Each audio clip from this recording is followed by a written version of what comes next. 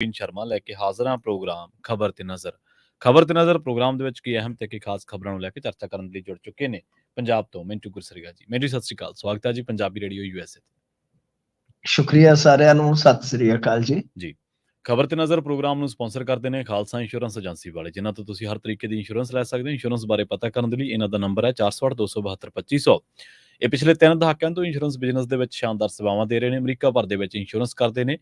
Obama care, Medicare ਜਾਂ business insurance ਜਾਂ ਫਿਰ ਕਿਸੇ ਵੀ ਤਰ੍ਹਾਂ ਦੀ ਇੰਸ਼ੋਰੈਂਸ ਦੇ ਲਈ ਅੱਜ ਹੀ ਕਾਲ ਕਰੋ 408-272-2500 ਤੇ। ਟਰਕੀਆਨਾ ਇਮੀਗ੍ਰੇਸ਼ਨ ਲਾ ਫਰਮ ਵਾਲੇ ਜੇ ਟਰਕੀਆਨਾ ਅਟਾਰਨੀ ਟਰਕੀਆਨਾ ਦੇ ਨਾਲ ਤੁਸੀਂ US ਇਮੀਗ੍ਰੇਸ਼ਨ ਬਾਬਤ ਕੋਈ ਵੀ ਸਲਾਹ ਕਰਨੀ ਹੈ, ਕੋਈ ਵੀ ਸਵਾਲ ਪੁੱਛਣਾ ਤੇ ਇਹਨਾਂ ਦਾ ਨੰਬਰ ਹੈ 4159090503। ਕ੍ਰਿਸ਼ਨ ਧਨੋਟਾ ਯੂਬਾ ਸਿਟੀ, ਬਲਜਿੰਦਰ ਸਿੰਘ ਨਿਜ ਰੋਡਲੈਂਡ, ਪਰਮਜੀਤ ਕੌਰੰਗੀ ਵੈਕਾਵਿਲ, ਪ੍ਰਿਤਪਾਲ ਸਿੰਘ ਸਿੱਧੂ ਫਰੈਜ਼ਨੋ GN ਲੀਵ ਵਾਲੇ ਟਰੱਕ ਵਾਸ਼ ਕਰਦੇ ਨੇ, ਆਇਲ ਚੇਂਜ ਕਰਦੇ ਨੇ, 에ਅਰ ਬ੍ਰੇਕਾਂ ਦਾ ਕੰਮ ਤਸੱਲੀ ਬਖਸ਼ ਕਰਵਾ ਸਕਦੇ, ਨਵੇਂ ਪੁਰਾਣੇ ਟਾਇਰ ਵੀ ਇਹਨਾਂ ਤੋਂ ਮਿਲਦੇ ਨੇ। ਲੋਕੇਸ਼ਨ ਅਸੈਂਟਾਨੇਲਾ ਦੀ ਨਿੰਮਾ ਸੋਤਾ ਦੇ ਨਾਲ ਗੱਲ ਕੀਤੀ ਜਾ ਸਕਦੀ ਹੈ 209-277-0113 ਤੇ। MK market, Kashmir Singh Sacramento, Jassi Gill, Bhupinder Singh, Nirmal Singh Sandhu family Bakersfield ਤੋਂ।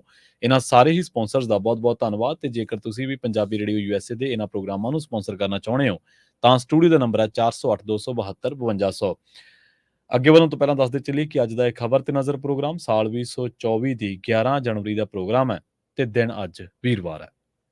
ਮਿੰਟੂ ਜੀ, ਖਬਰਾਂ ਦੇ ਵੱਲ ਆਈਏ। ਸ਼ੁਰੂਆਤ ਕਰੀਏ ਆਪਾਂ ਸੁਖਬੀਰ ਬਾਦਲ ਤੋਂ। CM ਤੇ ਸੁਖਬੀਰ ਬਾਦਲ ਨੇ ਕੇਸ ਠੋਕਤਾ ਜੀ। ਹਾਂਜੀ, ਹੋ ਗਏ ਮੁਕੱਦਮੇ ਜੀ ਤੇ ਗੱਲ ਇਹ ਆ ਕਿ ਵਕੀਲ ਹੋਣਗੇ ਗੱਡਵੇਂ। ਅਸਲ ਦੇ ਵਿੱਚ ਕੀ ਆ ਕਿ 1 ਨਵੰਬਰ ਤੋਂ ਹੀ ਕੰਮ ਚੱਲ ਪਿਆ ਸੀ ਇਹਨਾਂ ਦਾ, ਮੁੱਢ ਤੇ ਉਦੋਂ ਹੀ ਵੱਜ ਗਿਆ ਸੀਗਾ ਜੀ। ਜਿਸ ਦਿਨ ਮਾਨ ਸਾਹਿਬ ਨੇ ਕੁਝ ਦੋਸ਼ ਲਾਏ ਸਨ ਤੇ ਇਹਨਾਂ ਨੇ ਇਹਨਾਂ ਦੋਸ਼ਾਂ ਨੂੰ ਨਕਾਰਦਿਆਂ ਉਲਟਾ ਨੋਟਿਸ ਭਿਜਵਾਇਆ ਸੀਗਾ, ਚੇਤਾਵਨੀ ਦਿੱਤੀ ਸੀ ਪਹਿਲਾਂ ਕਿ ਭਾਈ ਮਾਫੀ ਮੰਗ ਲਾ ਮਾਨ ਸਾਹਿਬ, ਨਹੀਂ ਤੇ ਫਿਰ ਅਸੀਂ ਆਪਣੀ ਕਾਨੂੰਨੀ ਕਾਰਵਾਈ ਕਰਾਂਗੇ। ਸੋ ਅੱਜ ਮੁਕਤਸਰ ਦੀ ਅਦਾਲਤ ਦੇ ਵਿੱਚ ਇਹਨਾਂ ਨੇ ਡੈਫਾਮੇਸ਼ਨ ਦਾ ਕੇਸ ਪਾ ਦਿੱਤਾ ਆ। ਠੀਕ ਹੈ ਜੀ। ਜਿਹਦੀ ਹੁਣ 16 ਫਰਵਰੀ ਵਾਸਤੇ ਹੀਅਰਿੰਗ ਰੱਖੀ ਗਈ ਆ, ਮਤਲਬ ਕਿ ਸਮਨਿੰਗ ਹੋ ਜਾਏਗੀ। ਹੁਣ ਮਾਨ ਸਾਹਿਬ ਉੱਥੇ 1 ਤਰੀਕ ਤੇ ਆਉਂਦੇ ਆ ਜਾਂ ਨਹੀਂ ਆਉਂਦੇ, ਮੁਸ਼ਕਲ ਆ। ਪਰ ਗੱਲ ਇਹ ਆ ਕਿ ਇਹ ਮਾਮਲਾ ਜਿਹੜਾ ਹੈ ਉਹ ਡੈਫਾਮੇਸ਼ਨ ਦਾ ਪਾਇਆ ਗਿਆ, ਸਿਵਲ ਦਾ, ਮਤਲਬ ਕਿ ਕ੍ਰਿਮੀਨਲ ਨਹੀਂ ਹੈ, ਸਿਵਲ ਹੈ। ਡੈਫਾਮੇਸ਼ਨ 2 ਤਰ੍ਹਾਂ ਦੀ ਹੁੰਦੀ ਆ, ਇੱਕ ਜਿਵੇਂ ਰਾਹੁਲ ਗਾਂਧੀ ਤੇ ਸੀ ਕ੍ਰਿਮੀਨਲ, ਉਹਦੇ ਵਿੱਚ ਸਜ਼ਾ ਹੁੰਦੀ ਆ। ਪਰ ਜਿਹੜਾ ਦੂਸਰਾ ਹੁੰਦਾ ਇੱਜ਼ਤ ਹੱਤਕ ਦਾ ਮਾਮਲਾ, ਉਹਦੇ ਵਿੱਚ ਹਰਜਾਨਾ ਮੰਗਿਆ ਜਾਂਦਾ ਹੈ। ਅੱਜ ਸੁਖਬੀਰ ਸਿੰਘ ਬਾਦਲ ਨੇ ਜਿਹੜਾ ਹਰਜਾਨਾ ਮੰਗਿਆ ਉਹ 1 ਕਰੋੜ ਦਾ ਹੈ। ਮਤਲਬ ਹਰਜਾਨਾ ਮੰਗਣ ਤੋਂ ਭਾਵ ਇਹ ਆ ਕਿ ਇਹ ਟੋਟਲ ਜਿਹੜਾ ਕੇਸ ਆ ਉਹ 1 ਕਰੋੜ ਰੁਪਏ ਦਾ ਹੈ। ਜੀ ਜੀ। ਕਿ ਜੇਕਰ ਮਾਨ ਸਾਹਿਬ ਹਾਰਦੇ ਆ ਤਾਂ 1 ਕਰੋੜ ਰੁਪਏ ਦਾ ਹਰਜਾਨਾ ਪਾਏਗਾ। ਸੋ ਬਾਕੀ ਹੁਣ ਅਗਲੀਆਂ ਗੱਲਾਂ ਤੇ ਉੱਥੇ ਹੀ ਹੋਣਗੀਆਂ, ਕਿਉਂਕਿ ਇੱਧਰ ਮਾਨ ਸਾਹਿਬ ਨੇ ਵੀ ਕਹਿੰਦੇ ਆ ਕਿ ਕਹਿ ਦਿੱਤਾ ਹੈ ਕਿ ਚੈਲੰਜ ਸਵੀਕਾਰ ਆ, ਪ੍ਰਵਾਨ ਆ। ਤੇ ਹਰ ਹਫ਼ਤੇ ਸੁਖਬੀਰ ਤੇ ਬਾਦਲ ਪਰਿਵਾਰ ਦੀ ਬੇਨਾਮੀ ਪ੍ਰਾਪਰਟੀਆਂ ਦੀ ਜਾਣਕਾਰੀ ਸਬੂਤਾਂ ਦੇ ਸਮੇਤ ਲੈ ਕੇ ਆਇਆ ਕਰਾਂਗੇ। ਮਤਲਬ ਕਿ ਉਹ ਕਹਿੰਦੇ ਆ ਕਿ ਕੋਈ ਗੱਲ ਨਹੀਂ, ਚੱਲ ਜਿਵੇਂ ਤੂੰ ਚੱਲਦਾ ਉਵੇਂ ਚੱਲੂਗੀ ਜਿਗਰੀਆ ਯਾਰਾ। ਵੀ ਸਗੋਂ ਵਧੀਆ ਕਿ ਮੈਂ ਤੇ ਜਾ ਕੇ ਉੱਥੇ ਇਹਨਾਂ ਦੇ ਚਿੱਠੇ ਰੱਖਿਆ ਕਰੂੰਗਾ। ਤੇ ਉਧਰੋਂ ਸੁਖਬੀਰ ਸਿੰਘ ਬਾਦਲ ਕਹਿੰਦਾ ਕਿ ਜੇ ਆਵੇਂ ਵੀਰੇ ਤੇ ਏਦਾਂ ਕਰਿਆ ਕਰ, ਬਾਦਲ ਸਾਹਿਬ ਵਾਂਗੂ ਇੱਥੇ ਮੁਕਤਸਰੀਆਂ ਨੂੰ ਕੁਝ ਕੱਪਾ ਦੇ ਕੇ ਜਾਇਆ ਕਰੀ। ਉਹ ਇਹ ਝਾਕ ਰੱਖੀ ਬੈਠੇ ਆ। ਖੈਰ, ਤੇ ਇਹ ਮਾਨ ਨੇ ਗੱਲ ਕਹੀ ਆ ਕਿ ਹੁਣ ਇਹ ਜੇ ਚੈਲੰਜ ਦੀ ਗੱਲ ਹੈ ਤੇ ਕੋਈ ਨਵਾਂ ਮੌਕਾ ਨਹੀਂ ਹੈ। ਉਹ ਚਾਹੁੰਦੇ ਆ ਕਿ ਇਸ ਮਾਮਲੇ 'ਚ ਹਰ ਹਫ਼ਤੇ ਤਰੀਕ ਪਵੇ, ਹਰ ਤਰੀਕ ਤੇ ਮੈਂ ਜਾਵਾਂ ਤੇ ਕੋਰਟ ਦੇ ਸਾਹਮਣੇ ਸਬੂਤ ਰੱਖਾਂ ਤੇ ਹਰ ਹਫ਼ਤੇ ਬਾਦਲ ਪਰਿਵਾਰ ਦੀ ਬੇਨਾਮੀ ਪ੍ਰਾਪਰਟੀਆਂ ਦਾ ਖੁਲਾਸਾ ਹੋਵੇ। ਇੰਨਾ ਹੀ ਨਹੀਂ, ਸੁਖ ਨਿਵਾਸ ਤੋਂ ਲੈ ਕੇ ਅਮਰੀਕਾ ਤੱਕ ਪਾਰਕਿੰਗਾਂ ਦੇ ਬਾਰੇ ਵੀ ਸਾਰੇ ਖੁਲਾਸੇ ਹੋਣਗੇ। ਉਹ ਕਹਿੰਦੇ ਕਿ ਖੁਲਾਸੇ ਧੂਆਂ ਧਾਰ ਕਰਾਂਗੇ। ਵੇਖੋ, ਇੱਕ ਬੇਸਿਕ ਸਵਾਲ ਤੇ ਇਹ ਹੈ ਕਿ ਜੇ ਬੇਨਾਮੀ ਪ੍ਰਾਪਰਟੀਆਂ ਤੁਹਾਡੇ ਕੋਲ ਸਾਰੀ ਇਨਫੋਰਮੇਸ਼ਨ ਆ ਤੇ ਜੇ ਮੰਨ ਲਓ ਮਾਣਹਾਨੀ ਦਾ ਕੇਸ ਨਾ ਕਰਦੇ ਤੇ ਤੁਸੀਂ ਉਹ ਉਤਰਾ ਹੀ ਰੱਖਣੀਆਂ ਸੀ, ਜਿਵੇਂ ਇੱਕ ਟੈਚੀ ਜੇ 'ਚ ਪਾ ਕੇ ਕੈਪਟਨ ਅਮਰਿੰਦਰ ਸਿੰਘ ਫਾਈਲਾਂ ਲਈ ਫਿਰਦਾ ਸੀ, ਆਖੇ ਮੈਂ ਦਿੱਲੀ ਲੈ ਗਿਆ। ਗੱਲ ਤੇ ਇਹ ਹੈ ਕਿ ਜੇ ਤੁਹਾਡੇ ਕੋਲ ਇਹ ਸਾਰੇ ਸਬੂਤ ਆ ਤੇ ਤੁਸੀਂ ਦਾਅਵਾ ਕਰ ਰਹੇ ਜੇ ਕਿ ਅਸੀਂ ਕੋਰਟ 'ਚ ਰੱਖਾਂਗੇ, ਹਰੇਕ ਹਫ਼ਤੇ ਸੁਣਵਾਈ ਹੋਵੇ। ਸੁਣਵਾਈ ਉੱਤੇ ਦੱਸੋ ਕੋਰਟ ਤੁਹਾਡੇ ਕੰਮ ਤੇ ਹੀ ਰਹਿ ਗਈ ਆ? ਕੋਰਟ ਨੂੰ ਹੋਰ ਕੋਈ ਕੰਮ ਨਹੀਂ? ਜਾਂ ਤੇ ਇੱਕ ਵੱਖਰੀ ਅਦਾਲਤ ਬਣਾ ਲਓ ਹੁਣ, ਕਿਉਂਕਿ ਤੁਸੀਂ ਇਸ ਪਾਸੇ ਤੇ ਤੋਰੀ ਪੈ ਜੇ। ਹੂੰ ਹੂੰ ਇੱਜ਼ਤ ਹੱਕ ਕਦੇ ਕੇਸ ਵੈਸੇ ਤੇ ਜੇ ਆਪਾਂ ਦੇਖੀਏ ਤੇ ਮੈਨੂੰ ਲੱਗਦਾ ਪੰਜਾਬ ਦਾ ਕੋਈ ਵੀ ਆਗੂ ਨਹੀਂ ਬਚੇਗਾ ਇੱਜ਼ਤ ਹੱਕ ਦੇ ਕੇਸ ਤੋਂ ਜੇ ਕਰਨ ਤੇ ਆਉਣ ਇੱਕ ਦੂਜੇ ਤੇ। ਤਾਂ ਇਹਦਾ ਮਤਲਬ ਕਿ ਇੱਕ ਸਪੈਸ਼ਲ ਇੱਜ਼ਤ ਹੱਕ ਕੋਰਟ ਆਪਣੀ ਬਣਾ ਲਓ, ਜੀ ਸੈਂਟਰ ਜੇ ਦੇ ਵਿੱਚ ਮੋਗੇ ਬਣਾ ਲਓ, ਬਰਨਾਲੇ ਬਣਾ ਲਓ, ਤੁਹਾਡੀ ਉੱਥੇ ਸੁਣਵਾਈ। ਮਤਲਬ ਕਿ ਕੋਰਟ ਨੂੰ ਕੋਈ ਕੰਮ ਨਹੀਂ ਕਿ ਹਰੇਕ ਹਫ਼ਤੇ ਬਾਅਦ ਤੁਸੀਂ ਉੱਥੇ ਬੋਲੀ ਜਾਓ, ਉਹ ਫੇਰ ਚੱਕ ਕੇ ਤੁਹਾਡੇ ਤੇ ਕਾਰਵਾਈ ਕਰਨ ਜਾਂ ਉਹ ਤੁਹਾਡਾ ਜਵਾਬ ਦੇਣਾ। ਅਸੀਂ ਤਾਂ ਫਿਰ ਮੂਰਖ ਹੀ ਹਾਂ ਹੂੰ ਜਿਹੜੇ ਇਸ ਲੜਾਈ ਦੇ ਵਿੱਚ ਉਲਝੇ ਪਏ ਆ। ਜੀ ਪੰਜਾਬ ਦੇ ਵਿੱਚ ਕੀ ਹਜ਼ੂਰ ਕਮਿਸ਼ਨ ਖਾਲੀ ਪਏ ਨੇ, ਹੂੰ ਕਮਿਸ਼ਨਾਂ ਦੇ ਚੇਅਰਮੈਨ ਨਹੀਂ ਹੈਗੇ, ਪਛੜਾ ਵਰਗ। ਜੇ ਵੇਖੋਗੇ ਤਾਂ ਐਸਸੀ ਕਮਿਸ਼ਨ, ਮਹਿਲਾ ਕਮਿਸ਼ਨ, ਐਨਆਰਆਈ ਕਮਿਸ਼ਨ, ਹੂੰ ਜਿਹੜੇ ਨੌਕਰੀਆਂ ਨਾਲ ਸੰਬੰਧਿਤ ਇੱਕ ਮੇਰੇ ਖਿਆਲ ਦੇ ਨਾਲ ਉਹ ਵੀ ਹੈ ਨਹੀਂਗਾ ਪੀਐਸਸੀ ਦਾ। ਹੂੰ ਹੂੰ ਮਤਲਬ ਕਿ ਕੀ ਕਰੋਗੇ ਤੁਸੀਂ? ਇਧਰ ਤੁਰੇ ਫਿਰੋ ਇੱਜ਼ਤ ਹੱਦ ਤੱਕ, ਉਧਰ ਫਲਾਂ ਟਮਕਾ। ਪਹਿਲੀ ਗੱਲ ਚਲੋ ਹੁਣ ਨਾਲੇ ਪਤਾ ਤੇ ਲੱਗ ਜਾਏਗਾ ਨਾ ਕਿ ਕਿੰਨੀ ਕੁ ਬੇਨਾਮੀ ਜਾਇਦਾਦ ਆ। ਤੇ ਦੂਜੀ ਗੱਲ ਇਹ ਆ ਕਿ ਕੌਣ ਤਥਾਤਮਕ ਤੌਰ ਤੇ ਸੱਚਾ ਤੇ ਝੂਠਾ, ਇਹ ਪਤਾ ਤਾਂ ਲੱਗੇਗਾ ਨਾ ਘੱਟੋ ਘੱਟ। ਜੀ ਕਿ ਉਹ ਜਿਹੜੀ ਨਹਿਰ ਬਣੀ ਹੈ ਬਾਲਾਸਰ, ਕੀ ਉਹ 1966 ਤੋਂ ਬਾਅਦ ਬਣੀ ਹੈ ਹੂੰ ਕਿ ਜਾਂ ਪਹਿਲਾਂ ਬਣੀ ਹੈ? ਇਹ ਸਾਰਾ ਕੁਝ ਜਿਹੜਾ ਹੈ ਉਹ ਵੈਸੇ ਤੇ ਸੁਖਬੀਰ ਸਿੰਘ ਬਾਦਲ ਨੂੰ ਵੀ ਮੈਨੂੰ ਨਹੀਂ ਲੱਗਦਾ ਕਿ ਕੋਈ ਲੋੜ ਸੀ। ਗੱਲ ਇਹ ਆ ਕਿ ਤੁਸੀਂ ਵੇਖੋ, ਇਹ ਹੁੰਦਾ ਕਿ ਕਿਸੇ ਨੂੰ ਚੁੱਪ ਕਰਾਉਣ ਦਾ ਵੀ ਇੱਕ ਜ਼ਰੀਆ ਬਣ ਜਾਂਦਾ ਹੈ। ਹੂੰ ਹੂੰ ਤੁਸੀਂ ਵੇਖੋ ਕਿ ਜਦੋਂ ਤੁਸੀਂ ਆਪਣੇ ਤੱਥ ਰੱਖ ਦਿੱਤੇ, ਇਹਨਾਂ ਨੇ ਸਾਰੇ ਕਾਗਜ਼ ਕੱਢ ਕੇ ਸੁਖਬੀਰ ਸਿੰਘ ਬਾਦਲ ਨੇ ਇੱਕ ਵੀਡੀਓ ਬਣਾਈ ਸੀ ਬਾਦਲ ਵਾਲੀ ਕੋਠੀ 'ਚ। ਹੂੰ ਉਹ ਵੀਡੀਓ ਦੇ ਵਿੱਚ ਇਹਨਾਂ ਨੇ ਸਾਰੀ ਗੱਲ ਜਿਹੜੀ ਆ ਉਹ ਮੈਂਸ਼ਨ ਕਰ ਦਿੱਤੀ ਸੀ, ਸਾਰਾ ਕੁਝ ਕਾਗਜ਼ ਵਿਖਾ ਕੇ। ਤੇ ਫਿਰ ਤੇ ਜਦੋਂ ਤੁਸੀਂ ਜਵਾਬ ਹੀ ਦੇ ਦਿੱਤਾ, ਮੈਨੂੰ ਨਹੀਂ ਲੱਗਦਾ ਕਿ ਕੋਈ ਚੀਜ਼ ਰਹਿ ਜਾਂਦੀ ਹੈ। ਪਰ ਕਈ ਵਾਰ ਮੈਂ ਜਿਵੇਂ ਤੁਹਾਨੂੰ ਕਿਹਾ ਕਿ ਇੱਕ ਪੈਂਤੜਾ ਅਖਤਿਆਰ ਕੀਤਾ ਜਾਂਦਾ ਹੈ ਕਿ ਕਿਸੇ ਨੂੰ ਚੁੱਪ ਕਰਾਇਆ ਜਾਵੇ। ਹੂੰ ਹੂੰ ਖੈਰ ਦੇਖਦੇ ਆ ਕਿ ਕੌਣ ਕਿਸੇ ਨੂੰ ਚੁੱਪ ਕਰਾਉਂਦਾ, ਤੇ ਦੂਜੀ ਗੱਲ ਇਹ ਕਿ ਕੌਣ ਉੱਥੇ ਅਦਾਲਤ ਦੇ ਵਿੱਚ ਸਹੀ ਸਾਬਤ ਹੁੰਦਾ ਤੇ ਕੌਣ ਗਲਤ ਸਾਬਤ ਹੁੰਦਾ। ਮੁਕੱਦਮਾ ਉਦਾਂ ਅੱਜ ਤੁਰ ਪਿਆ। ਜੀ ਤੇ ਮਿੰਟੂ ਜੀ ਗੱਲ ਕਰੀਏ, ਕਹਿੰਦੇ ਆਪ ਦੇ ਸੁਪਨਿਆਂ ਨੂੰ ਗ੍ਰਹਿਣ ਵਾਂਗੂ ਲੱਗ ਗਿਆ ਕੋਈ ਕਾਉਂਸਲਰ। ਇਹ ਕ੍ਰਾਂਤੀ ਜਿਹੜੀ ਆ ਉਹ ਨਿਕਲ ਗਈ ਹੈ ਇਹਨਾਂ ਦੇ ਮਤਲਬ ਕਿ ਪਾਲੇ ਚੋਂ, ਤੇ ਉਹ ਚਲੇ ਗਈ ਆ ਭਾਜਪਾ ਦੇ ਪਾਲੇ 'ਚ। ਹੂੰ ਹੂੰ ਹੁਣ ਮਸਲਾ ਕੀ ਆ ਕਿ ਚੰਡੀਗੜ੍ਹ ਦੇ ਵਿੱਚ ਮੇਅਰ ਦੀ ਇਲੈਕਸ਼ਨ ਆ, ਜੀ ਮੇਅਰ ਚੁਣਿਆ ਜਾਣਾ ਹੈ ਨਾ। ਹੂੰ ਤਾਂ ਉਹਦੇ ਵਿੱਚ ਇਹਨਾਂ ਨੂੰ ਆਸ ਸੀਗੀ ਕਿ ਐਤਕੀ ਅਸੀਂ ਬਈ ਜੱਟ ਜੱਫਾ ਪਾ ਲਾਂਗੇ, ਇਹਨਾਂ ਨੂੰ ਹਟਦੇ ਨਹੀਂ ਆ। ਹੂੰ ਹੂੰ ਹੁਣ ਐਨ ਮੌਕੇ ਤੇ ਕੱਲ ਇਹਨਾਂ ਦਾ ਜਿਹੜਾ ਕਾਉਂਸਲਰ ਸੀਗਾ ਮਨ ਜਿਹਾ ਬਣਾ ਕੇ ਤੇ ਪਰਾਂ ਨੂੰ ਸਰਕ ਗਿਆ। ਹੂੰ ਤੇ ਬੀਬੀ ਜਿਹੜੀ ਹੈਗੀ ਆ ਖੇਰ, ਉਹਨੇ ਉਹਦਾ ਖੈਰ ਮਕਦਮ ਕੀਤਾ ਵੀ ਆਓ ਜੀ ਆਓ। ਤਾਂ ਗੱਲ ਇਹ ਆ ਕਿ ਇਸ ਮਾਮਲੇ ਦੇ ਵਿੱਚ ਜੇ ਤੁਸੀਂ ਦੇਖੋਗੇ ਤਾਂ ਬੜੀ ਅਜੀਬ ਪਰਿਸਥਿਤੀ ਬਣ ਗਈ ਹੈ ਇਸ ਵੇਲੇ। ਕਿਉਂਕਿ ਦੇਖੋ ਚੰਡੀਗੜ੍ਹ ਦਾ ਮੇਅਰ, ਪਹਿਲਾਂ ਟੈਕਨੀਕਲੀ ਇਹਨੂੰ ਸਮਝ ਲਓ ਕਿ ਤੁਸੀਂ ਨਹੀਂ ਤਾਂ ਇੱਕ ਸਵਾਲ ਤੁਹਾਡੇ ਜ਼ਿਹਨ ਦੇ ਵਿੱਚ ਆਏਗਾ ਕਿ ਮੇਅਰ ਕਿੰਨੀ ਕੁ ਵਾਰੀ ਚੁਣਿਆ ਜਾਂਦਾ ਚੰਡੀਗੜ੍ਹ ਦਾ? ਹੂੰ ਹੂੰ ਚੰਡੀਗੜ੍ਹ ਦਾ ਮੇਅਰ ਹਰੇਕ ਸਾਲ ਚੁਣਿਆ ਜਾਂਦਾ ਹੈ, ਜੀ ਜੀ ਕਿਉਂਕਿ ਉਹਦੇ ਵਿੱਚ ਰਿਜ਼ਰਵੇਸ਼ਨ ਹੁੰਦੀ ਹੈ ਰੋਟੇਟ ਹੋ ਕੇ। ਮਤਲਬ ਕਿ ਇੱਕ ਵਾਰੀ ਜਰਨਲ, ਦੂਸਰੀ ਵਾਰੀ ਐਸਪੀ ਆ ਗਿਆ, ਤੀਸਰੀ ਵਾਰੀ ਮਹਿਲਾ ਆ ਗਈ, ਔਰਤ ਆ ਗਈ, ਏਦਾਂ ਚੱਲਦਾ ਕੰਮ। ਹੁਣ ਇੱਕ ਸਾਲ ਵਾਸਤੇ ਇਹ ਸਾਰੀ ਜਿਹੜੀ ਹੈ ਉਹ ਹੁੰਦੀ ਹੈ ਮਿਆਦ। ਹੁਣ ਚੱਕਰ ਕੀ ਸੀਗਾ ਕਿ ਜਦੋਂ ਇਲੈਕਸ਼ਨ ਹੋਇਆ, ਇੰਟਰਸਟਿੰਗ ਚੀਜ਼ ਇਹ ਆ ਕਿ ਜਦੋਂ ਇਲੈਕਸ਼ਨ ਹੋਇਆ ਜਿਸ ਵੇਲੇ, ਹੂੰ ਹੂੰ ਤਾਂ ਆਮ ਆਦਮੀ ਪਾਰਟੀ ਕੋਲ ਸਨ 14 ਤੇ ਭਾਜਪਾ ਕੋਲ ਸਨ 12। 14 ਤੇ 12 26, 8 ਚਲੇ ਗਈਆਂ ਕਾਂਗਰਸ ਕੋਲ 34 ਤੇ 1.25 ਲੱਖ ਅਕਾਲੀਆਂ ਦਾ ਜੀ 35। ਤੇ ਉਧਰੋਂ ਬੀਬੀ ਖੇਰ ਉਹਨਾਂ ਦੀ ਇੱਕ ਜਿਹੜੀ ਮੈਂਬਰ ਪਾਰਲੀਮੈਂਟ ਹੈ ਉਹਦਾ ਵੋਟ ਗਿਣਿਆ ਜਾਂਦਾ ਵਿੱਚ। ਹੂੰ ਤਾਂ ਇਸ ਤਰ੍ਹਾਂ ਮਤਲਬ ਕਿ ਕੰਪੋਜੀਸ਼ਨ ਹੈ ਉੱਥੇ। ਹੁੰਦਾ ਕੀ ਹੈ ਕਿ ਇਹ ਪਿਛਲੀ ਵਾਰੀ ਕੁਝ ਬਾਈਕਾਟ ਕਰ ਗਏ ਸਨ ਜਿੱਦਾਂ ਕਾਂਗਰਸ ਜਾਂ ਅਕਾਲੀ, ਤਾਂ ਉਨੀ ਸਟਰੈਂਥ ਘਟ ਗਈ ਹਾਊਸ ਦੀ, ਜੀ ਤਾਂ ਬਹੁਤ ਈਜ਼ੀਲੀ ਭਾਜਪਾ ਦਾ ਰਸਤਾ ਸਾਫ਼ ਹੋ ਗਿਆ।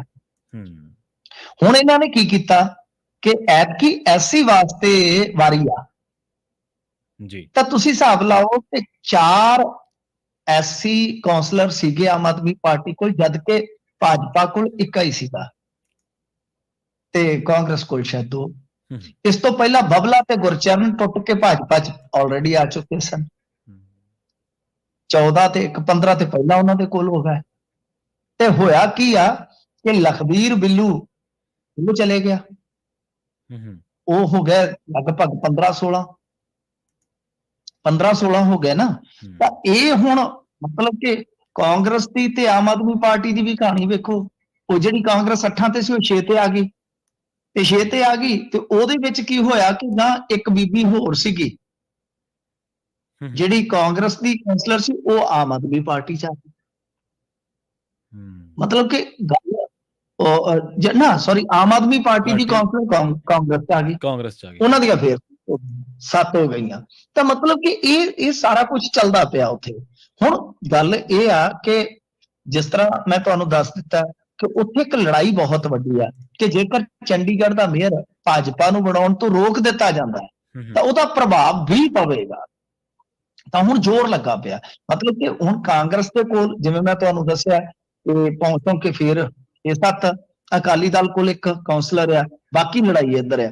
ਇਹਦਾ ਮਤਲਬ ਇਹ ਆ ਕਿ ਜੇ ਮੰਨ ਲਓ ਆਮ ਆਦਮੀ ਪਾਰਟੀ ਕੋਲ ਅੱਜ ਦੀ ਤਾਰੀਖ ਦੇ ਵਿੱਚ 12-13 ਹੈਗੇ ਆ ਤੇ 6-7 ਉਹ, ਤਾਂ ਕੁੱਲ ਮਿਲਾ ਕੇ 36 ਚੋਂ 18 ਚਾਹੀਦੇ ਆ ਤੇ ਇਹ ਮੇਅਰ ਬਣਾ ਸਕਦੇ।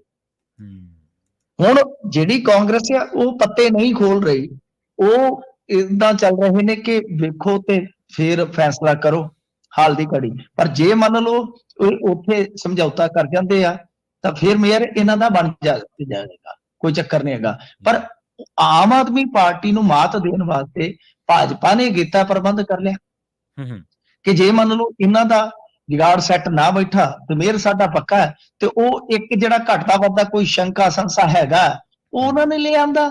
ਉਹਨੂੰ ਕਿਹਾ ਹੋਏਗਾ ਕਿ ਤੂੰ ਐਸੀ ਬੰਦਾ ਯਾਰ ਤੇ ਆ ਜਾ, ਤੈਨੂੰ ਮੇਅਰ ਬਣਾ ਦਿੰਦਾ ਜੀ। ਤਾਂ ਇਹ ਬੰਦਾ ਜਿਹੜਾ ਗਿਆ ਇਹਨੂੰ ਇਹ ਮਤਲਬ ਕਿ ਕਿਸੇ ਹੋਰ ਬੰਦੇ ਦੇ ਥਰੂ ਆਇਆ ਸੀਗਾ। ਉਹ ਬੰਦਾ ਨਹੀਂ ਸੀ ਆਉਂਦਾ, ਮਤਲਬ ਕਿ ਰਿਜ਼ਰਵੇਸ਼ਨ ਦੇ ਵਿੱਚ ਉਹਦਾ ਉਹ ਜਿਹੜੇ ਵਾਰਡ ਤੋਂ ਸੀਗਾ ਤੇ ਉਹ ਨਹੀਂ ਸੀ ਅੱਗੇ ਆ ਸਕਦਾ। ਉਹਨੇ ਆਪਣਾ ਇਹ ਯਾਰ ਮਿੱਤਰ ਅੱਗੇ ਕੀਤਾ ਸੀ। ਤੇ ਅੱਜ ਕੱਲ ਹਜ਼ੂਰ ਆਪਾਂ ਉਹ ਚਮਕੀਲੇ ਦਾ ਗੀਤ ਸੁਣਦੇ ਹੁੰਦੇ ਨਾ, ਸੱਜਣਾ ਦੇ ਨਾਲ ਧੋਖਾ ਨਹੀਂ ਕਮਾਈਦਾ। ਤੇ ਮੈਂ ਕਹਿੰਦਾ ਹੁੰਦਾ ਕਿ ਰਾਜਨੀਤੀ ਚ ਧੋਖੇ ਦਾ ਹੀ ਖਾਈਦਾ ਜੀ। ਮਤਲਬ ਜਿਹੜੇ ਬੰਦੇ ਨੂੰ ਅੱਗੇ ਲਿਆਂਦਾ ਯਾਰ ਦੋਸਤ ਨੇ, ਤਾਂ ਉਹ ਛੱਡੋ, ਉਹਦੀ ਪਾਰਟੀ ਦੇ ਪਿੱਠ 'ਚ ਖੰਜਰ ਮਾਰ ਕੇ ਕਹਿੰਦਾ ਜੀ ਮੋਦੀ ਸਾਹਿਬ ਦੇ ਕੰਮਾਂ ਨਾਲ ਇਸ਼ਕ ਹੋ ਗਿਆ ਮੈਨੂੰ ਜੀ। ਤੇ ਮਿੰਟੂ ਜੀ ਗੱਲ ਕਰੀਏ ਨਵਜੋਤ ਸਿੱਧੂ ਦੀ, ਕਾਂਗਰਸ ਇੰਚਾਰਜ ਦਵਿੰਦਰ ਯਾਦਵ ਨੂੰ ਮਿਲੇ ਨੇ ਨਵਜੋਤ ਸਿੱਧੂ। ਦੇਖੋ ਨਵਜੋਤ ਸਿੰਘ ਸਿੱਧੂ ਮਿਲੇ ਆ, ਉਸ ਤੋਂ ਪਹਿਲਾਂ ਅੱਜ ਫੇਰ ਇਹ ਸ਼ਾਇਰੀ ਤੇ ਉਤਰ ਆਏ। ਸ਼ਾਇਰੀ ਤੇ ਉੱਤਰ ਆਏ ਤੇ ਉਹ ਸਿੱਧਾ ਰਾਜੇ ਵੜਿੰਗ ਵੱਲ ਹੀ ਆ ਇਸ਼ਾਰਾ, ਤੇ ਰਾਜਾ ਵੜਿੰਗ ਵੀ ਹੁਣ ਆ ਗਿਆ ਆਪਦੇ ਅੰਦਾਜ਼ ਦੇ ਵਿੱਚ।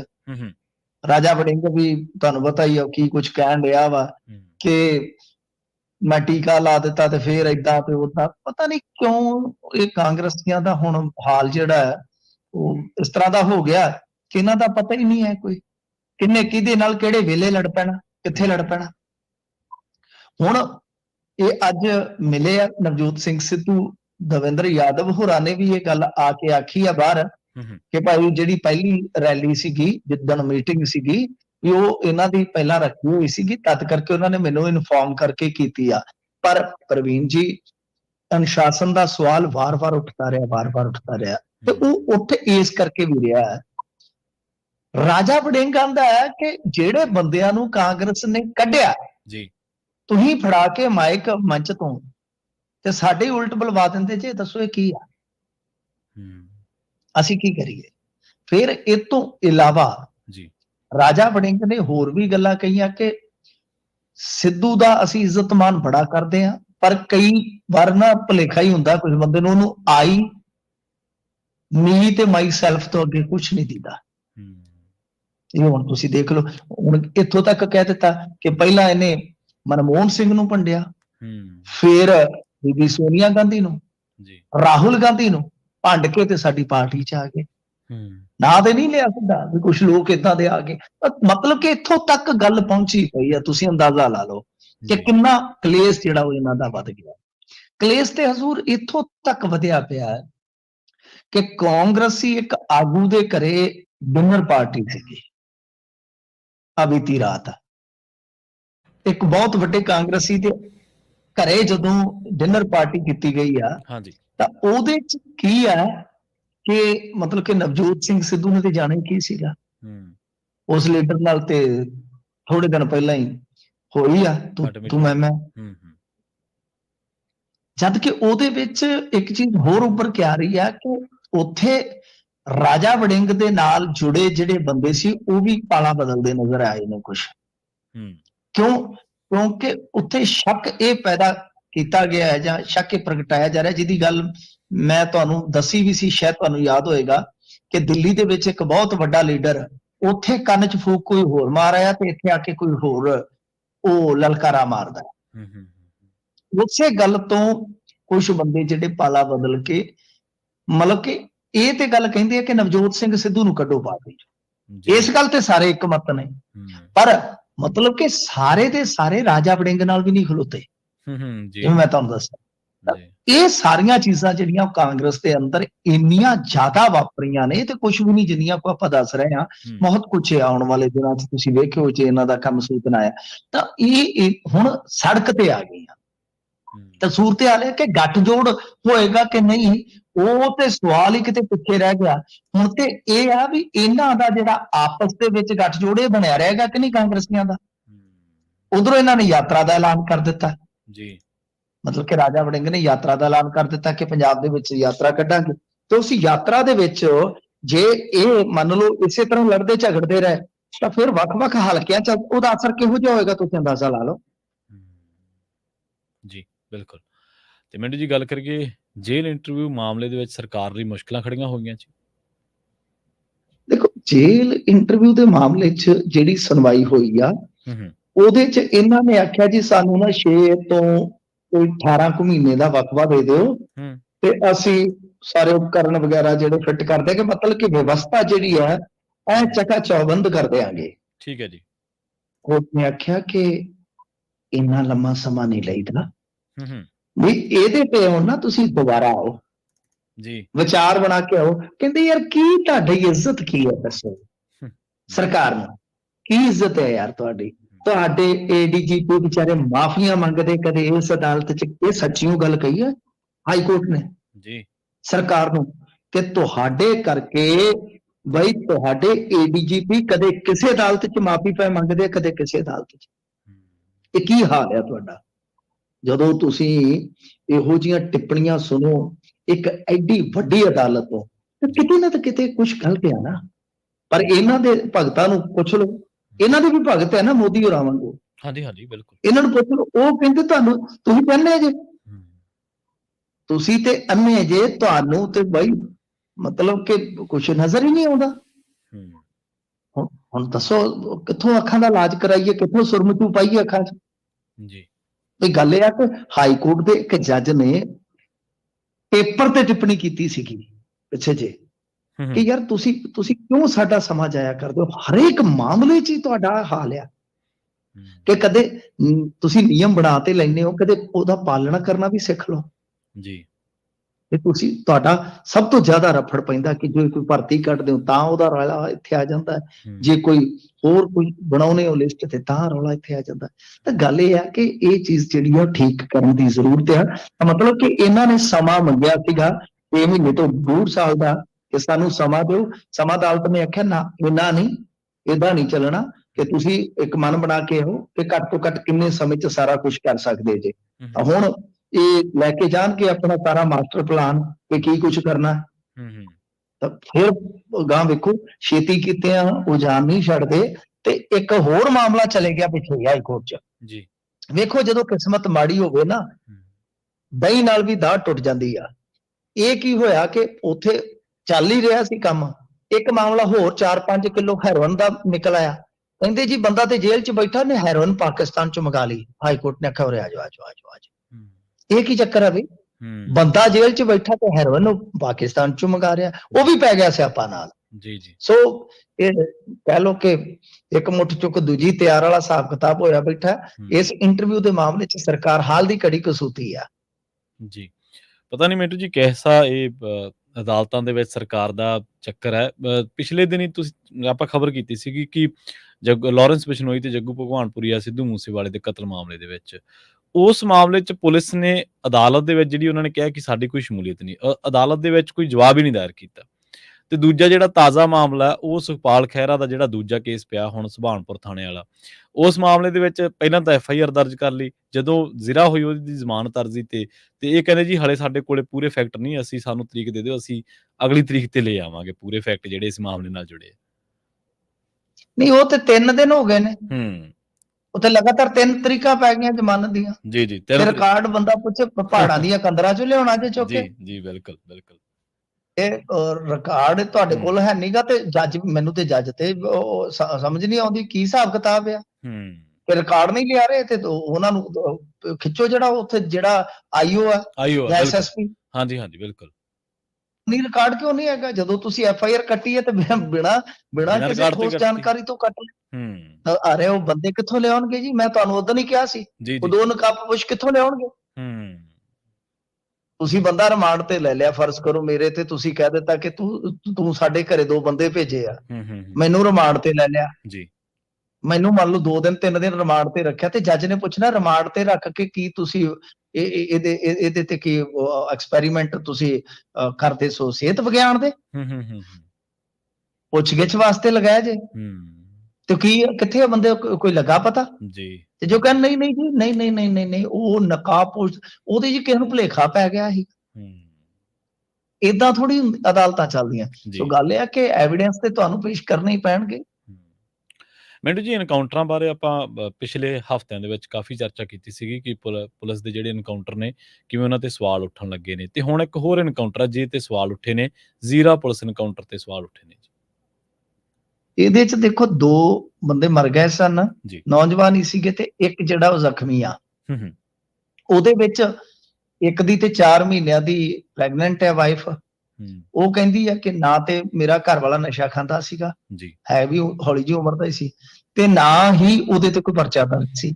ਜਿਹੜਾ ਦੂਜਾ ਇਹ ਗੋਰੂ ਤੇ ਇੱਕ ਦੂਜਾ ਹੈ ਸੰਦੀਪ, ਉਹਦਾ ਦਾਦਾ ਕਹਿੰਦਾ ਮੇਰੇ ਕੋਲੋਂ ਹੀ ਗਿਆ, ਤੇ ਉਹਦੀ ਘਰ ਦੀ ਕਹਿੰਦੀ ਆ ਕਿ ਭਾਈ ਮੈਂ ਬਿਮਾਰ ਸਾਂ ਤੇ ਭਾਈ ਕਾਰ ਲੈਣ ਦਾ ਕਹਿ ਕੇ ਗਿਆ, ਤੇ ਉਹ ਦੂਜਾ ਕਹਿੰਦਾ ਜੀ ਸ਼ਹਿਰ ਜਾਣ ਦਾ ਕਹਿ ਕੇ ਗਏ ਆ।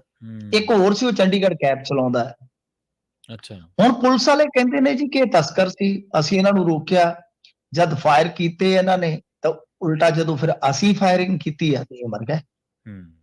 ਪਰ ਕਹਾਣੀ ਇੱਥੇ ਨਹੀਂ ਖੜਦੀ, ਕਹਾਣੀ ਇੱਕ ਹੋਰ ਨਿਕਲ ਆਈ ਕਿ ਉਹਨਾਂ ਕੋਲੋਂ ਡਰੱਗ ਬਰਾਮਦ ਨਹੀਂ ਹੋਇਆ, ਤੇ ਥਿਊਰੀ ਇਹ ਦਿੱਤੀ ਜਾਣ ਲੱਗ ਪਈ, ਇੱਕ ਅਖਬਾਰ ਨੇ ਦਾਅਵਾ ਕੀਤਾ, ਆਖੇ ਜੀ ਹੁਣ ਇਹ ਹੋਇਆ ਕਿ ਡਮੀ ਇਹਨਾਂ ਨੇ ਗਾਹਕ ਬਣਾਇਆ ਸੀ ਕਿ 10 ਲੱਖ ਦਾ ਸਮਾਨ ਦੇ ਜੋ, ਇਹ 10 ਲੱਖ ਰੁਪਈਆ ਖੋਣ ਪਿਆ ਤੇ ਤਾਂ ਲੜਾਈ ਹੋਈ। ਮਤਲਬ ਕਿ ਥਿਊਰੀ ਦਰ ਥਿਊਰੀ ਹੀ ਬਦਲੀ ਜਾ ਰਹੀ ਹੈ। ਤੇ ਵੈਸੇ ਅੱਜ ਫਿਰ STF ਵਾਲਿਆਂ ਨੇ ਕਿਹਾ ਕਿ ਨਹੀਂ ਜੀ ਐਨਕਾਊਂਟਰ ਸਹੀ ਆ, ਸਾਡੇ ਕੋਲ ਵੀਡੀਓ ਵੀ ਆ, ਤੇ ਇਹਨਾਂ ਦੇ ਪਿੰਡ ਵਾਲੇ ਵੀ ਕਹਿੰਦੇ ਆ ਕਿ ਅਸੀਂ ਤੇ ਸੌਖੇ ਹੋ ਗਏ ਆ, ਇੱਥੇ ਸਾਰਾ ਕੁਛ ਆ। ਮਤਲਬ ਕਿ ਬਈ ਹੁਣ ਪਤਾ ਨਹੀਂ ਕੀ ਸੱਚ ਆ ਕੀ ਝੂਠ ਆ, ਪਰ ਮੇਰਾ ਮੰਨਣਾ ਇਹ ਹੈ ਕਿ ਐਨਕਾਊਂਟਰਾਂ ਦੇ ਵਿੱਚ ਇਹ ਫਰਕ ਜ਼ਰੂਰ ਰਹਿਣਾ ਚਾਹੀਦਾ ਹੈ ਜਾਇਜ਼ ਨਜਾਇਜ਼ ਦਾ। ਜਾਇਜ਼ ਮਤਲਬ ਕਿ ਠੀਕ ਹੈ, ਪੁਲਿਸ ਵਾਲਿਆਂ 'ਚ ਵੀ ਜਾਨ ਆ, ਉਹ ਵੀ ਬੱਚੇ ਆ ਕਿਸੇ ਦੇ ਭਾਈ, ਉਹ ਵੀ ਕਿਸੇ ਦੇ ਮਾਂ ਪਿਓ ਆ, ਕਿਸੇ ਦੇ ਭੈਣ ਭਰਾ ਆ। ਜੇ ਉਹਨਾਂ ਦੇ ਉੱਤੇ ਆਪਾਂ ਫਾਇਰਿੰਗ ਕਰਾਂਗੇ ਤੇ ਜੇ ਉਲਟਾ ਅਸੀਂ ਇਹ ਕਹੀਏ ਕਿ ਉਹ ਸਾਨੂੰ ਫੁੱਲ ਮਾਰਨਗੇ ਗੁਲਾਬ ਦਾ, ਇਹ ਨਹੀਂ ਹੋ ਸਕਦਾ। ਸੈਲਫ ਡਿਫੈਂਸ ਦਾ ਅਧਿਕਾਰ ਹੈ ਸਭ ਨੂੰ ਜੀ ਜੀ, ਤੇ ਚਲੋ ਉਹ ਠੀਕ ਆ, ਪਰੰਤੂ ਬਿਨਾਂ ਗੱਲ ਤੋਂ ਹੁਣ ਤਸਕਰ ਤੇ ਇੱਥੇ ਗਲੀ ਗਲੀ ਤੁਰੇ ਫਿਰਦੇ ਆ ਕਿ ਸਾਰਿਆਂ ਦਾ ਐਨਕਾਊਂਟਰ ਕਰ ਦੋਗੇ। ਵੱਡੀ ਗੱਲ ਤੇ ਇਹ ਹੈ ਨਾ ਕਿ ਤੁਸੀਂ ਇਸ ਤਰ੍ਹਾਂ ਜੇ ਕਰ ਰਹੇ ਹੋ ਤਾਂ ਤੁਹਾਡੀ ਪੁਖਤਾ ਜਾਣਕਾਰੀ ਹੋਣੀ ਚਾਹੀਦੀ ਹੈ ਕਿ ਬਈ ਉਹ ਬੰਦੇ ਹੈਗੇ ਆ ਕਿ ਨਹੀਂ, ਉਹਨਾਂ ਦੇ ਕੋਲ ਸਮਾਨ ਹੈਗਾ ਕਿ ਨਹੀਂ। ਸੋ ਇਹਦੀ ਚਲੋ ਜਾਂਚ ਪੜਤਾਲ ਜਿਹੜੀ ਆ ਉਹ ਵਧੀਆ ਢੰਗ ਨਾਲ ਹੋਣੀ ਚਾਹੀਦੀ ਆ। ਪਰ ਇਹ ਐਨਕਾਊਂਟਰ ਜਿਹੜੇ ਉਹ ਕਾਫੀ ਜ਼ਿਆਦਾ ਵੱਧ ਗਏ ਆ, ਪੰਜਾਬ ਦੇ ਵਿੱਚ ਕਾਫੀ ਜ਼ਿਆਦਾ ਵੱਧ ਗਏ ਆ, ਤੇ ਇਹ ਤੇ ਐਨਕਾਊਂਟਰਾਂ ਨੂੰ ਨਾ ਹੀ ਕੁਝ ਹੋਰ ਦੇ ਰਹੇ ਆ। ਦੇਖੋ ਮੇਰੇ ਕੋਲ ਇੱਕ ਇਹਨਾਂ ਦੇ ਇਸ਼ਤਿਹਾਰ ਦੀ ਕਾਪੀ ਹੈ ਜੀ ਜੀ, ਉਹ ਕਹਿ ਰਹੇ ਆ ਕਿ CM Mann leads mission elimination. Elimination ਤੇ ਮੇਰਾ ਅੰਗਰੇਜ਼ੀ 'ਚ ਬੜਾ ਹੱਥ ਤੰਗ ਆ। ਐਲੀਮੀਨੇਟ ਕਰਨ ਦਾ ਮਤਲਬ ਹੁੰਦਾ ਮਾਰ ਦੇਣਾ, ਕਿਸੇ ਨੂੰ ਖਤਮ ਕਰ ਦੇਣਾ। ਤੇ ਸਰਕਾਰ ਦਾ ਇਸ਼ਤਿਹਾਰ ਆ, ਉਹਦੇ 'ਚ ਕਹਿੰਦੇ to erase drug gangs, to erase ਹੀ ਕਰ ਦਿੰਦੇ ਨਾ ਆਪਾਂ, ਮਿਟਾ ਦਿੰਦੇ ਗਲਤ ਅੱਖਰਾਂ ਨੂੰ, to erase drug gangs CM Mann leads mission elimination. ਇਹ ਤੇ ਐਲਾਨੀਆਂ ਹੀ ਕਹਿ ਦਿੱਤਾ ਉਹਨਾਂ ਨੇ। ਆ ਮੇਰੇ ਫੋਨ ਦੇ ਵਿੱਚ ਆ ਮੈਂ ਫੋਟੋ ਖਿੱਚ ਕੇ ਰੱਖੀ ਹੋਈ ਆ, ਉਸ ਇਸ਼ਤਿਹਾਰ ਦੀ। ਜੀ, ਜੀ। ਮਤਲਬ ਕਿ ਪੁਲਿਸ ਤੇ ਐਲਾਨੀਆ ਕਹਿ ਰਹੀ ਆ ਕਿ ਮਾਨ ਸਾਹਿਬ ਲੀਡ ਕਰ ਰਹੇ ਨੇ, ਮਿਸ਼ਨ ਐਲੀਮੀਨੇਸ਼ਨ ਹੈ। ਤੇ ਜਦੋਂ ਤੁਸੀਂ ਇਸ ਤਰ੍ਹਾਂ ਤੁਰੇ ਹੋਗੇ ਤੇ ਫਿਰ ਜਾਇਜ਼ ਨਜਾਇਜ਼ ਵਾਲੀ ਜੇ ਲੀਕ ਮਿਟ ਗਈ ਤਾਂ ਫਿਰ ਭਾਈ ਜ਼ਿੰਮੇਵਾਰ ਤੁਸੀਂ ਹੋਵੋਗੇ। ਜੀ ਬਿਲਕੁਲ। ਤੇ ਸ਼੍ਰੋਮਣੀ ਕਮੇਟੀ ਨੇ ਮਿੰਟੂ ਜੀ ਐਕਸ ਨੂੰ, ਟਵਿੱਟਰ ਨੂੰ ਕਾਨੂੰਨੀ ਨੋਟਿਸ ਭੇਜਿਆ ਜੀ। ਦੇਖੋ ਕੋਈ ਇਹ ਅਕਾਊਂਟ ਨੇ ਪੈਰੋਡੀ ਵਗੈਰਾ ਕਰਦੇ ਆ, ਇਹ ਜਾਲੀ ਅਕਾਊਂਟ ਜਿਹੜੇ ਹੈਗੇ ਪੈਰੋਡੀ ਅਕਾਊਂਟ ਜਿਸ ਤਰ੍ਹਾਂ ਹੁੰਦੇ ਆ, ਤਾਂ ਉਹਦੇ ਵਿੱਚ ਕੁਝ ਜਿਹੜੇ ਇਤਰਾਜ਼ਯੋਗ ਕਹੋ ਕਿ ਕੰਟੈਂਟ ਪਾਏ ਜਾਂਦੇ ਆ। ਵੈਸੇ ਮੈਂ ਤੇ ਕਦੇ ਗਿਆ ਨਹੀਂ ਜੀ, ਮੈਂ ਤੁਹਾਨੂੰ ਇਮਾਨਦਾਰੀ ਨਾਲ ਕਹਾਂ, ਮੈਂ ਨਹੀਂ ਚਲਾਉਂਦਾ ਇਹ ਐਕਸ ਵੈਕਸ। ਤੋ ਗੱਲ ਇਹ ਆ ਕਿ ਇਹਨਾਂ ਦਾ ਇੱਕ ਕਾਨੂੰਨੀ ਜਿਹੜਾ ਨੋਟਿਸ ਹੈ, ਉਹਦਾ ਪ੍ਰੈਸ ਨੋਟ ਜਿਹੜਾ ਅੱਜ ਜਾਰੀ ਹੋਇਆ, ਉਹਦੀ ਕਾਪੀ ਦੇ ਬਿਆਨ ਤੇ ਮੈਂ ਤੁਹਾਨੂੰ ਦੱਸ ਰਿਹਾ ਕਿ ਇਹਨਾਂ ਨੇ ਐਕਸ ਨੂੰ ਹੁਣ ਕਾਨੂੰਨੀ ਨੋਟਿਸ ਭੇਜਿਆ। ਕਹਿੰਦੇ ਕਿ ਪਹਿਲਾਂ ਅਸੀਂ ਉਸ ਖਾਤੇ ਨੂੰ ਬੰਦ ਕਰਵਾਉਣ ਵਾਸਤੇ ਪਹੁੰਚ ਕੀਤੀ ਸੀ, ਪਰ ਉਹਨਾਂ ਨੇ ਫਿਰ ਤੁਹਾਨੂੰ ਪਤਾ ਉਹਨਾਂ ਦੀਆਂ ਪਾਲਿਸੀਆਂ ਕਿਸ ਤਰ੍ਹਾਂ ਦੀਆਂ, ਉਹ ਕਹਿੰਦੇ ਕਿ ਨਹੀਂ ਜੀ ਇਹ ਸਾਡੀ ਨੀਤੀ ਦਾ ਹਿੱਸਾ, ਅਸੀਂ ਬੰਦ ਨਹੀਂ ਕਰ ਸਕਦੇ ਇਹਨੂੰ, ਮੈਨੂੰ ਬੋਲਣ ਦੀ ਆਜ਼ਾਦੀ। ਫਿਰ ਇਹਨਾਂ ਦੇ ਕੋਲ ਇੱਕੋ ਆਪਸ਼ਨ ਬਚਿਆ ਕਿ ਲੀਗਲ ਨੋਟਿਸ। ਹੁਣ ਦੇਖੋ ਬੰਦ ਹੁੰਦਾ ਕਿ ਨਹੀਂ ਹੁੰਦਾ, ਪਰ ਕਮਾਲ ਦੀ ਗੱਲ ਹੈ ਇਹਨਾਂ ਦੀ ਨੀਤੀ ਇੱਕ ਪਤਾ ਨਹੀਂ ਕਿਹੋ ਜਿਹੀ, ਮੈਨੂੰ ਤੇ ਬਦ ਨੀਤੀ ਲੱਗਦੀ ਆ। ਸਾਡੇ ਵਰਗਿਆਂ ਨੂੰ ਤਾਂ ਉਸੇ ਵੇਲੇ ਭੜਕਾ ਦਿੰਦੇ ਨੇ, ਕਦੇ ਪੁੱਛਦੇ ਨਹੀਂ, ਜੇ ਕੇਸ ਵੀ ਪਾਈਏ ਤੇ ਮੇਲ ਦਾ ਜਵਾਬ ਹੀ ਨਹੀਂ ਦਿੰਦੇ ਸ਼ੁਰੂ ਕੀਤਾ। ਇਹ ਨੀਤੀ ਨਹੀਂ, ਇਹ ਬਦ ਨੀਤੀ ਹੋ ਗਈ ਹੈ ਇਹਨਾਂ ਦੇ। ਜੇ ਕਿਸੇ ਧਰਮ ਪ੍ਰਤੀ ਜਾਂ ਇਸ ਤਰ੍ਹਾਂ ਦਾ ਫਿਰਕੂ, ਇਹ ਸਾਰਾ ਕੁਝ ਜਿਹੜਾ ਉਹ ਚੱਲਦਾ ਰਹਿੰਦਾ। ਆ ਕਿੰਨਾ ਕੁਝ ਅੱਗੇ ਰੌਲਾ ਪਿਆ, ਕੰਟੈਂਟ RSS ਦਾ ਕੰਟੈਂਟ ਉਹ ਨਹੀਂ ਚੱਕਿਆ ਗਿਆ, ਜਦ ਕਿ ਦੂਸਰਿਆਂ ਦੇ ਅਕਾਊਂਟ ਬਲੌਕ ਕੀਤੇ ਗਏ। ਕਿੰਨਾ ਰੌਲਾ ਪੈ ਗਿਆ, ਕਾਂਖੀ ਉਹ ਜਿਹੜੀ ਹੁੰਦੀ ਸੀਗੀ ਵਿੱਚ ਫੇਸਬੁੱਕ ਤੇ। ਖੈਰ ਇਹ ਸਾਰੀਆਂ ਚੀਜ਼ਾਂ ਨੇ ਜੀ, ਤਾਂ ਚਲੋ ਲੜਨੀ ਚਾਹੀਦੀ ਹੈ ਕਾਨੂੰਨੀ ਲੜਾਈ। ਏਦਾਂ ਕਿੱਦਾਂ ਪੈਰੋਡੀ ਹੈ ਤਾਂ ਕੋਈ ਇਧਰੋਂ ਅਕਾਊਂਟ ਬਣਾ ਕੇ ਕਿਸੇ ਹੋਰ ਧਰਮ ਨੂੰ ਟਾਰਗੇਟ ਕਰੇਗਾ। ਜੀ ਜੀ। ਤਾਂ ਉਹ ਵਿੱਥ ਪੈਂਦੀ ਹੈ ਧਰਮਾਂ ਦੇ ਵਿੱਚ, ਫਾਸਲੇ ਪੈਂਦੇ, ਨਹੀਂ ਹੋਣਾ ਚਾਹੀਦਾ। ਸੋ ਇਹਨਾਂ ਨੇ ਕਾਨੂੰਨੀ ਸਹਾਰਾ ਤਾਂ ਲਿਆ। ਜੀ ਜੀ। ਮਿੰਟੂ ਜੀ, ਇਹਨਾਂ ਖਾਸ ਖਬਰਾਂ ਤੇ ਖਾਸ ਜਾਣਕਾਰੀਆਂ ਦੇ ਲਈ ਤੁਹਾਡਾ ਬਹੁਤ ਬਹੁਤ ਧੰਨਵਾਦ ਜੀ। ਧੰਨਵਾਦ ਜੀ। ਪ੍ਰੋਗਰਾਮ ਖਬਰ ਤੇ ਨਜ਼ਰ ਦੇ ਪਹਿਲੇ ਹਿੱਸੇ ਦੇ ਵਿੱਚ ਆਪਣੇ ਨਾਲ ਜੁੜੇ ਸਨ ਮਿੰਟੂ ਗੁਰਸਰੀਆ ਜੀ, ਜਿਨ੍ਹਾਂ ਦੇ ਨਾਲ ਆਪਾਂ ਕਈ ਅਹਿਮ ਖਬਰਾਂ ਨੂੰ ਲੈ ਕੇ ਚਰਚਾ ਕੀਤੀ ਹੈ। ਖਬਰਾਂ ਹਾਲੇ ਹੋਰ ਵੀ ਨੇ ਜਿਨ੍ਹਾਂ ਤੇ ਚਰਚਾ ਕਰਾਂਗੇ। ਵੇਲਾ ਹੋ ਗਿਆ ਇੱਕ ਬ੍ਰੇਕ ਦੇ ਲਈ ਰੁਕਣ ਦਾ। ਜਲਦ ਵਾਪਸੀ ਇੱਕ ਸ਼ਾਰਟ ਬ੍ਰੇਕ ਤੋਂ ਬਾਅਦ। ਜੁੜੇ ਰਹੋ ਪੰਜਾਬੀ ਰੇਡੀਓ USA ਦੇ ਨਾਲ।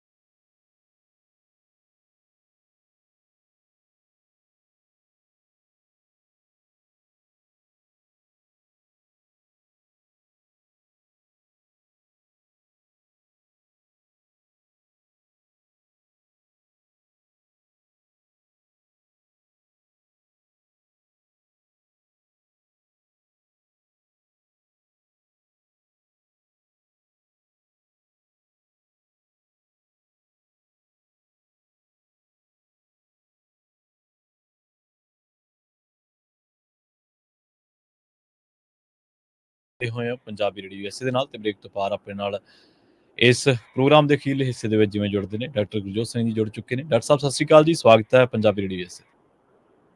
ਸਤਿ ਸ਼੍ਰੀ ਅਕਾਲ ਜੀ, ਥੈਂਕ ਯੂ ਬਹੁਤ ਬਹੁਤ ਟਾਈਮ ਦੇਣ ਲਈ ਜੀ। ਡਾਕਟਰ ਸਾਹਿਬ ਅੱਜ ਕਿਸ ਬਿਮਾਰੀ ਦੇ ਇਲਾਜ ਬਾਬਤ ਜਾਣਕਾਰੀਆਂ ਸਾਂਝੀਆਂ ਕਰੋਗੇ? ਅੱਜ ਆਪਾਂ ਲਾਈਫ ਸਟਾਈਲ ਡਿਜ਼ੀਜ਼ ਬਾਰੇ ਗੱਲ ਕਰ ਲੈਂਦੇ ਹਾਂ। ਇਹਨਾਂ ਦਾ ਇੱਕ ਨਵਾਂ ਨਾਮ ਦਿੱਤਾ ਜਾ ਰਿਹਾ ਲਾਈਫ ਸਟਾਈਲ ਡਿਜ਼ੀਜ਼, ਕਿਉਂਕਿ ਆਪਣੇ ਲਾਈਫ ਸਟਾਈਲ ਦੀ ਵਜ੍ਹਾ ਨਾਲ ਜਿਹੜੀਆਂ ਪ੍ਰੋਬਲਮਸ ਚੱਲਦੀਆਂ ਨੇ ਉਹਨਾਂ ਦੇ ਵਿੱਚ ਜਿਵੇਂ high blood pressure, high cholesterol ਤੇ ਡਾਇਬਟੀਜ਼, ਇਹ ਤਿੰਨੇ ਬਿਮਾਰੀਆਂ ਆ ਜਾਂਦੀਆਂ ਨੇ ਕਿਉਂਕਿ ਖੁਰਾਕ ਦੀ ਵਿੱਚ ਆਪਾਂ ਮਹੱਤਵ ਵਾਲੀ ਗੱਲ ਕਰੀਏ ਉਹਨੇ ਨਿਊਟ੍ਰੀਸ਼ਨ ਨਹੀਂ ਮਿਲਦੇ ਆਪਾਂ ਨੂੰ, ਕਿਉਂਕਿ ਫਰੈਸ਼ ਨਹੀਂ ਖਾਣਾ ਮਿਲਦਾ।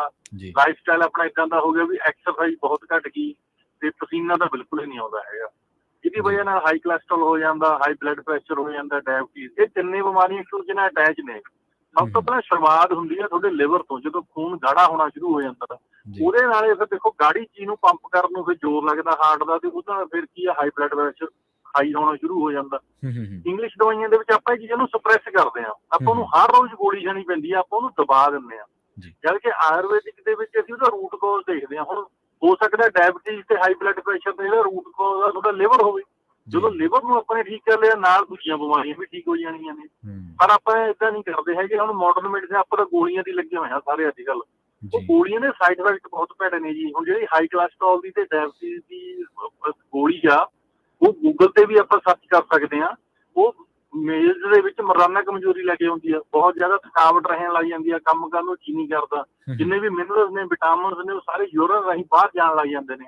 ਪਰ ਆਯੁਰਵੈਦਿਕ ਮੈਡੀਸਨ ਦੇ ਵਿੱਚ ਅਸੀਂ ਰੂਟ ਕਾਜ਼ ਤੇ ਕੰਮ ਕਰਦੇ ਹਾਂ ਤੇ ਪ੍ਰੋਬਲਮ ਨੂੰ ਪਰਮਾਨੈਂਟ ਠੀਕ ਕਰ ਦਿੰਦੇ ਹਾਂ।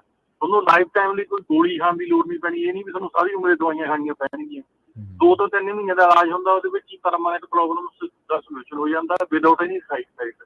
ਇਸ ਕਰਕੇ ਤੁਹਾਨੂੰ ਏਦਾਂ ਦੀ ਕੋਈ ਵੀ ਪ੍ਰੋਬਲਮ ਹੋਵੇ ਸਰੀਰਕ ਜਾਂ ਮਾਨਸਿਕ, ਆਪਾਂ ਆਯੁਰਵੈਦਿਕ ਦਵਾਈ ਦਾ ਸਹਾਰਾ ਲੈ ਸਕਦੇ ਹਾਂ।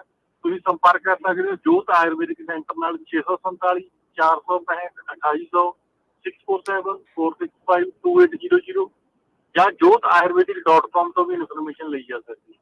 ਜੀ ਡਾਕਟਰ ਸਾਹਿਬ ਬਹੁਤ ਬਹੁਤ ਧੰਨਵਾਦ। ਥੈਂਕ ਯੂ ਜੀ। ਬਾਕੀ ਰਹਿੰਦੇ ਸਮੇਂ ਦੇ ਵਿੱਚ ਆਪਾਂ ਕੁਝ ਖਬਰਾਂ ਜਿਹੜੀਆਂ ਤੁਹਾਡੇ ਨਾਲ ਸਾਂਝੀਆਂ ਕਰਦੇ ਚੱਲੀਏ। ਰੁਖ ਕਰਦੇ ਹਾਂ ਨਵੀਂ ਦਿੱਲੀ ਦਾ। ਦੇਸ਼ ਦੇ ਵਿੱਚ ਅੱਤਵਾਦੀ ਗੈਂਗਸਟਰ ਡਰੱਗ ਸਮਗਲਰ ਗੱਠਜੋੜ ਨੂੰ ਖਤਮ ਕਰਨ ਦੇ ਮਕਸਦ ਦੇ ਨਾਲ ਕੌਮੀ ਜਾਂਚ ਏਜੰਸੀ ਨੇ ਦਿੱਲੀ, ਹਰਿਆਣਾ, ਪੰਜਾਬ, ਉੱਤਰ ਪ੍ਰਦੇਸ਼, ਰਾਜਸਥਾਨ ਤੇ ਚੰਡੀਗੜ੍ਹ ਦੇ ਵਿੱਚ 32 ਥਾਵਾਂ ਤੇ ਛਾਪੇਮਾਰੀ ਕੀਤੀ ਹੈ। ਛਾਪੇਮਾਰੀ ਸਵੇਰ ਤੋਂ ਸ਼ੁਰੂ ਹੋਈ ਅਤੇ ਅੱਤਵਾਦ ਵਿਰੋਧੀ ਏਜੰਸੀ ਦੀਆਂ ਕਈ ਟੀਮਾਂ ਨੇ ਰਾਜ ਪੁਲਿਸ ਬਲਾਂ ਦੇ ਨਾਲ ਨਜ਼ਦੀਕੀ ਤਾਲਮੇਲ ਦੇ ਨਾਲ ਤਲਾਸ਼ੀ ਲਈ। ਹਰਿਆਣਾ ਦੇ ਝੱਜਰ ਦੇ ਵਿੱਚ ਅਤੇ ਸੋਨੀਪਤ ਦੇ ਵਿੱਚ ਵੀ ਏਜੰਸੀ ਵੱਲੋਂ ਤਲਾਸ਼ੀ ਲਈ ਜਾ ਰਹੀ ਹੈ। ਏਜੰਸੀਆਂ ਦੇ ਅਧਿਕਾਰੀਆਂ ਨੇ ਖਤਰਨਾਕ ਗੈਂਗਸਟਰ ਲਾਰੈਂਸ ਬਿਸ਼ਨੋਈ ਦੇ ਸੰਗਠਿਤ ਦਹਿਸ਼ਤੀ ਅਪਰਾਧ ਸਿੰਡੀਕੇਟ ਦੇ ਨਾਲ ਜੁੜੇ ਮੈਂਬਰਾਂ ਦੇ ਠਿਕਾਣਿਆਂ ਦੀ ਤਲਾਸ਼ੀ ਲਈ ਹੈ। ਇਹ ਛਾਪੇਮਾਰੀ NIA ਵੱਲੋਂ 6 ਜਨਵਰੀ ਨੂੰ ਲਾਰੈਂਸ ਬਿਸ਼ਨੋਈ ਦੀਆਂ 4 ਜਾਇਦਾਦਾਂ ਕੁਰਕ ਕਰਨ ਦੇ ਕੁਝ ਦਿਨਾਂ ਬਾਅਦ ਜਿਹੜੀ ਆ ਉਹ ਕੀਤੀ ਗਈ ਹੈ। ਬੁਢਲਾਡਾ ਦੇ ਰੁਖ ਕਰਾਂਗੇ। ਮਾਨਸਾ ਜ਼ਿਲ੍ਹੇ ਦੇ ਪਿੰਡ ਅਹਿਮਦਪੁਰ ਦੇ ਵਿੱਚ ਬਜ਼ੁਰਗ ਦਿਓਰ ਭਰਜਾਈ ਦਾ ਤੇਜ਼ਧਾਰ ਹਥਿਆਰਾਂ ਦੇ ਨਾਲ ਕਤਲ ਕਰ ਦਿੱਤਾ ਗਿਆ। ਬਲਵੀਰ ਸਿੰਘ ਪੁੱਤਰ ਜੰਗੀਰ ਸਿੰਘ ਨੇ ਪੁਲਿਸ ਨੂੰ ਦੱਸਿਆ ਕਿ ਉਸ ਦਾ ਪਿਤਾ ਜੰਗੀਰ ਸਿੰਘ ਆਪਣੇ ਪਸ਼ੂਆਂ ਵਾਲੇ ਘਰ ਦੀ ਰਾਖੀ ਦੇ ਲਈ ਸੁੱਤਾ ਪਿਆ ਸੀ। ਉਸ ਦੇ ਤਾਏ ਦੇ ਬਾਹਰ ਰਿਸ਼ਤੇਦਾਰੀ ਦੇ ਵਿੱਚ ਜਾਣ ਕਰਕੇ ਉਸ ਦੀ ਤਾਈ ਵੀ ਜਿਹੜੀ ਆ ਉਹ ਆਪਣੇ ਘਰੇ ਸੁੱਤੀ ਪਈ ਸੀ। ਸਵੇਰ ਵੇਲੇ ਦੇਖਿਆ ਤਾਂ ਪਹਿਲਾਂ ਜੰਗੀਰ ਸਿੰਘ ਦਾ ਤੇਜ਼ਧਾਰ ਹਥਿਆਰਾਂ ਦੇ ਨਾਲ ਕਤਲ ਕੀਤਾ ਗਿਆ ਸੀ ਤੇ ਉਸ ਤੋਂ ਬਾਅਦ ਉਹ ਕਹਿੰਦੇ ਕਿ ਦੂਜੇ ਘਰ ਦੇ ਵਿੱਚ ਜਾ ਕੇ ਉਹਨਾਂ ਦਾ ਜਿਹੜਾ ਰਣਜੀਤ ਕੌਰ ਦੇਖੀ ਗਈ ਤਾਂ ਉਹਨਾਂ ਦਾ ਕਤਲ ਕੀਤਾ ਹੋਇਆ ਸੀਗਾ। ਉਸ ਤੋਂ ਬਾਅਦ ਹੁਣ ਮਾਮਲੇ ਦੀ ਅਣਪਛਾਤੇ ਵਿਅਕਤੀਆਂ ਦੇ ਖਿਲਾਫ ਜਿਹੜਾ ਮਾਮਲਾ ਦਰਜ ਕਰ ਲਿਆ ਗਿਆ। ਦੱਸਿਆ ਜਾ ਰਿਹਾ ਹੈ ਕਿ ਇਸ ਪਰਿਵਾਰ ਦੇ ਇਹ ਵੀ ਦੋਸ਼ ਲਾਇਆ ਕਿ ਘਰ ਦੇ ਵਿੱਚ ਕਤਲਾਂ ਤੋਂ ਬਾਅਦ ਜਿਹੜੀ ਹੈ ਉਹ ਲੁੱਟ ਦੀ ਵਾਰਦਾਤ ਨੂੰ ਵੀ ਅੰਜਾਮ ਦਿੱਤਾ ਗਿਆ ਤੇ ਕੁਝ ਪਰਿਵਾਰਕ ਮੈਂਬਰਾਂ ਦਾ ਜਿਹੜਾ ਸ਼ੱਕ ਆ ਉਹ ਪੁਰਾਣੀ ਪਰਿਵਾਰਕ ਰੰਜਿਸ਼ ਵੱਲ ਵੀ ਜਾ ਰਿਹਾ।